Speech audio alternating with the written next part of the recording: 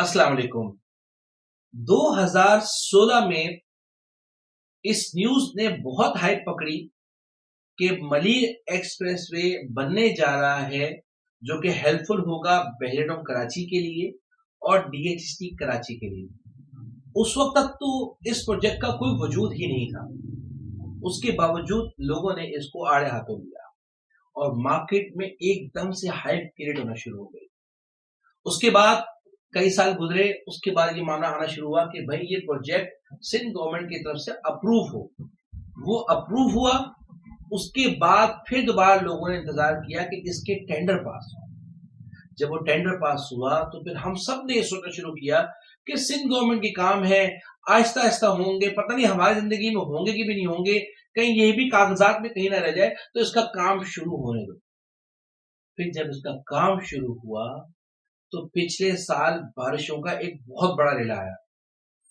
उसमें भी लोगों ने कई ज्यादा कंफ्यूजन क्रिएट की हम सब के दरमियान कि ये बारिश का जो रेला है, ये जो काम हो रहा है उसको बहा के ले गया है, तो जो काम हुआ था वो जीरो हो चुका है। जबकि ऐसा नहीं था। सारे मामला, सब चीजें, सब न्यूज के बरस जाती रही। वो प्रोजेक्ट आज एक साल के बाद इतना ताकतवर है कि उसके वजूद को मैं और आप जाके खुद विटनेस कर सकते हैं। हम बात कर रहे हैं मलिर एक्सप्रेसवे की।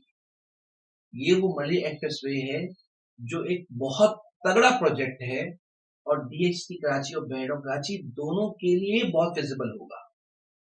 आज हमारे लिए ये इतना आसान नहीं है। हमें तकरीबन कम से कम भी 80 मिनट चाहिए होते हैं कि हम अपने ऑफिस से डीएचटी से निकलें और डीएचटी कराची के अंदर एंटर हो। ये वो जो 80 मिनट का सफर है, ये कम से कम भी आधे से भी कम हो जाएगा। यानी कि आप 35 से 40 मिनट के अंदर डीएचटी सिटी कराची के अंदर होंगे।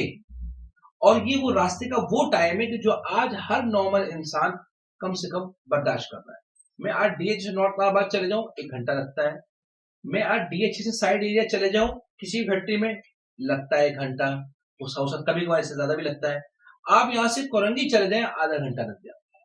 तो कोई बड़ी बात ही नहीं है कि अगर आप 40 मिनट में डीएचटी कराची पहुंच रहे हैं और आपकी जिंदगी का एक ख्वाब है कि आपके लिए एक 500 गज का प्लॉट हो जिसपे आप मकान बना सकें, तो ये वो ख्वाब है जिसको आप हकीकत में बदल सकते हैं सच में।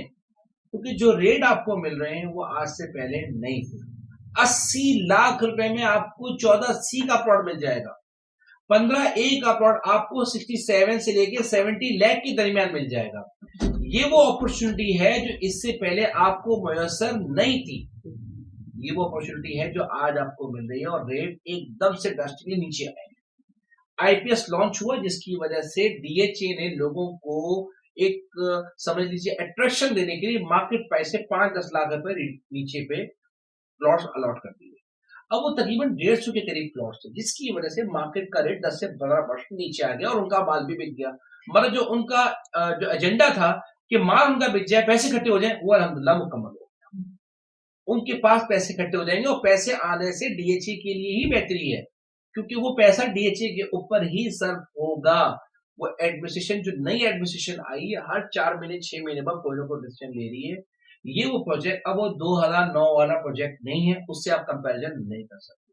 2013 वाला प्रोजेक्ट नहीं है, उससे आप कंपैरिजन नहीं कर सकते। 2016, 2018, 2019, 2020 वाला प्रोजेक्ट भी नहीं है। एडमिनिस्ट्रेटर इसका एक अपना आ चुका है। हर कुछ अरसे के बाद ये इसको बेहतर करने के लिए कोई ना कोई नए डिसीजन ले रहे होते हैं, जिसको आप इग्नोर कर ही नहीं सकते।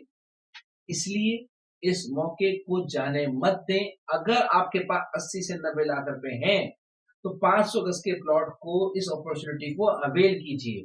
वहीं पर अगर आपके पास पैसे कम है, 40 लाख 45 लाख के करीब है, तो सेक्टर 3C को लीजिए, जो शौकत खानम के पास है। और अगर इससे भी कम है तो 23-24 लाख रुपए में आप 13F में, 6H में, 6G में और 26-27 लाख है तो 6E में आप 125 गज के प्लॉट की अपॉर्चुनिटी को अवेल करें। जज़ाकल्लाह।